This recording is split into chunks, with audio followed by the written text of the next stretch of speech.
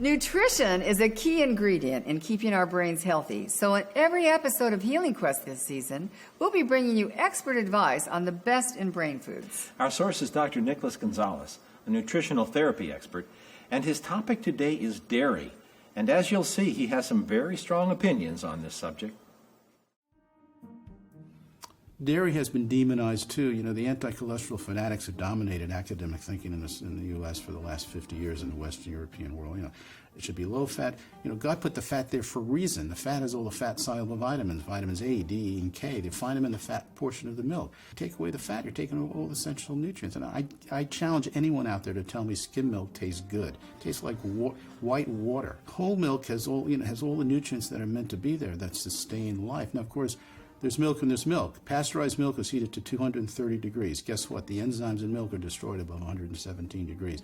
When you heat anything to 230 degrees, you're basically sterilizing it.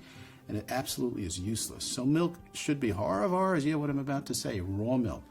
Raw milk is not allowed in most states, but you can get it usually if you join a buyer's club. So the milk should be raw from grass-fed cows. You want a cow that's out there having fun on the range, eating grass. That's what they should eat.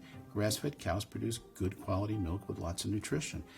Feedlot animals, and a lot of dairy now feedlot-based, where they're feeding them grains and synthetic junk and waste products and chicken feet and that kind of junk. Cows, a good legitimate cow is never going to eat chicken feet.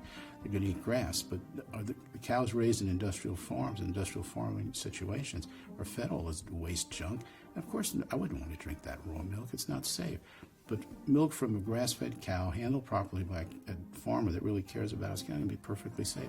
I'm just thinking about cheese and butter, the other two components. Well, fortunately, raw cheese is available in the supermarket retail market because, you know, it's fermented, so the FDA, thank you for allowing that to be available, does allow it to be available. Not milk per se in most states, but raw cheese is available. And of course, a lot of European cheeses are raw.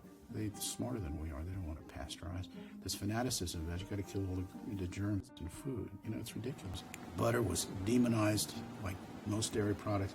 Butter is an essential food. It's like coconut oil. It's got essential fats that the brain needs, that we need. It's a wonderful food. And it also gives taste to food. You know, they talk about the French paradox. The French eat huge amounts of butter, and they have 1/4 the amount of heart disease that we do. They eat things like pâté, which is pure fat, and organ meats like liver pâté. And they just, you know, they thrive on that stuff, and they have very little heart disease compared to what we've had traditionally. So it's not the butter. Butter is a good food. The saturated fats in butter are really important. Saturated fat is not the enemy. We really need saturated fats for a lot of reasons, including brain function. We're going back to that. Butter, to me, is a brain food. It's got those wonderful saturated fats. When you think about the brain, I know I'm repeating myself, I've got to remember it's 60% fat. Some of them are unsaturated, but a lot of it's saturated. Butter, like coconut oil, has the right proportions and the right mix of saturated fats that really help feed the brain. So every time you eat a piece of butter, think of your IQ going up 2 or 3 points.